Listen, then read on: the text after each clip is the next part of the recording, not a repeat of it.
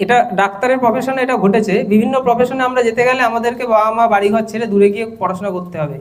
এরকম একজনের সাথে ঘটলে বাকিরা যদি আমরা প্রতিবাদ না জানাই, তাহলে দুদিন পরে আমার সাথে হলে তখন কেউ প্রতিবাদ জানাবে না। তো কি ঘটনা সেটা এখানে এভাবে আমি খুলে তোমাদের সামনে বলতে পারছি না। যেটা হয়েছে, মেয়েদের সাথে অন্যায় হয়েছে এবং অন্যায়টা করার পর তাকে হত্যা করা হয়েছে। তো আমরা তার প্রতিবাদ জানিয়ে আমরা সেই প্রতিবাদ জিনিসটা তুলে ধরবো এবং আমরা সবাই মিলে 1 মিনিট নীরবতা পালন করব সেই তিলোত্তমার জন্য। ঠিক আছে? তাহলে সবাই যে যেখানে আছে ওখানেই সোজা হয়ে দাঁড়াও, চোখটা বন্ধ করে সবাই দাঁড়াবে।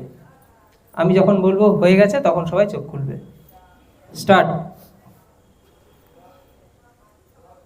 এরকম ঘটনা যেন আমাদের সমাজে আর না ঘটে। এরকম জিনিস আমাদের চোখের সামনে ঘটলে আমরা সবাই মিলে প্রতিবাদে গর্জে উঠব। আজ অন্যের হয়েছে, কাল আমার বাড়ির কারোর হতে পারে।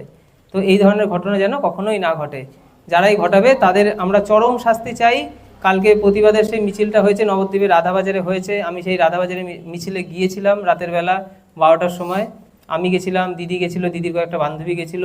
এই প্রতিবাদটা থাকা দরকার, কারণ অন্যায় হলে, একজনের অন্যায় হলে আমরা তাকে চিনি না, তিলোত্তমা আমাদের বাড়ির কেউ না, কিন্তু একটা মেয়ের সাথে অন্যায় হয়েছে, তার প্রতিবাদ আমরা সবাই মিলে করেছি। গতকাল করা হয়েছে, আজকেও আমরা এর মধ্যে দিয়ে তার আত্মার শান্তি কামনা জানাই এবং আমি সবাইকে বলবো এই ধরনের ঘটনা ঘটলেই আমরা সবাই মিলে প্রতিবাদ জানাবো।